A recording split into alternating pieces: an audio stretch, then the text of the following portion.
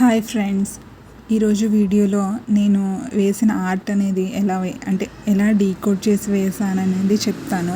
First అయితే మనకి నచ్చిన రిఫరెన్స్ పిక్ అనేది తీసుకోవాలి. తీసుకున్న తర్వాత దాన్ని ఈ పిక్లో చూపిస్తున్నట్టుగా చూడండి నేను ఎలా డీకోడ్ చేశాను. డీకోడ్ చేసి మనం అవుట్లైన్ అనేది డ్రా చేసుకుని షేడింగ్ చేసుకోవాలి.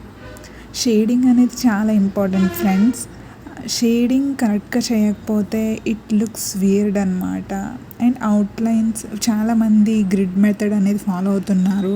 అండ్ గ్రిడ్ మెథడ్ అనేది కొంచెం టఫ్ అని అనట్లేదు, సింపుల్గా మనం వేయొచ్చు. కానీ ఏంటంటే గ్రిడ్ మెథడ్లో మనం ఎక్కువ ఫోకస్ చేసి ఈచ్ లైన్ సరిగ్గా వస్తుందా లేదా అని చూసుకుని వేసుకోవాలి. అండ్ దీంట్లో కూడా ఫోకస్ చేయాలి. బట్ గ్రిడ్ మెథడ్ కన్నా ఇలా డీకోడ్ చేసి వేసుకోవడం అనేది డ్రాయింగ్ చాలా సింపుల్ అని నా ఫీలింగ్. ఎందుకంటే నేను కూడా గ్రిడ్ మెథడ్ యూస్ చేశాను, బట్ ఇది నాకు సింపుల్ అనిపించింది. అండ్ ఇట్ లుక్స్ చాలా చాలా ఫాస్ట్గా నేను అవుట్లైన్ అనేది గీసాను అనమాట. అంటే ఎక్కువ స్ట్రెస్ లేకుండా.